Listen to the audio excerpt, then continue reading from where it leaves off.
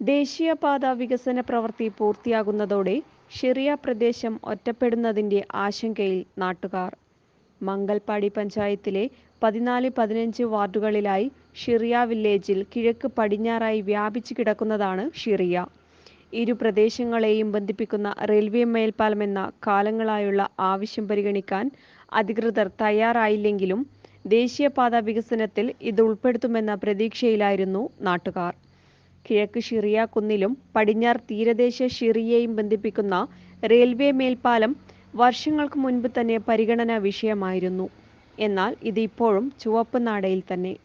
ദേശീയപാത വികസനം പൂർത്തിയാവുന്ന മുറയ്ക്ക് മേൽപ്പാലം യാഥാർത്ഥ്യമാകുമെന്ന പ്രതീക്ഷയിലാണ് നാട്ടുകാർ.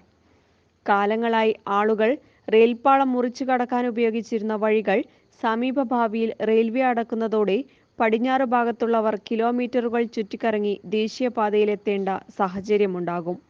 വിദ്യാഭ്യാസ സ്ഥാപനങ്ങളും നിരവധി ആരാധനാലയങ്ങളുമുള്ള ഷിറിയ കുന്നിലെയും സ്ഥിതി ഇതുതന്നെ. ഇരുഭാഗത്തുമായി 1000-ലേറെ കുടുംബങ്ങളാണ് താമസിക്കുന്നത്.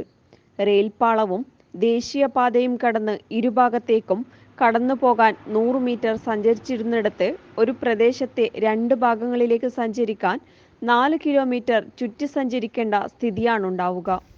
1000-ലേറെ വിദ്യാർത്ഥികൾ പഠിക്കുന്ന Shiriya government higher secondary school, Shiriya തീരദേശ പോലീസ് സ്റ്റേഷൻ, വിവിധ മദ്രസകൾ, Shamsul Ulama Islamic centre, Latheefiya Islamic complex, പ്രശസ്തമായ ശങ്കർ നാരായണ ക്ഷേത്രം, ബിലാൽ ഒളയം ഷിറിയ എന്നീ ജുമാ മസ്ജിദുകൾ, സത്യസായി ബാബ മഠം എന്നിവിടങ്ങളിലേക്കുള്ള ആയിരക്കണക്കിന് ആളുകളും വിദ്യാർത്ഥികളും സമീപഭാവിയിൽ വലിയ ദുരിതത്തിലാകും.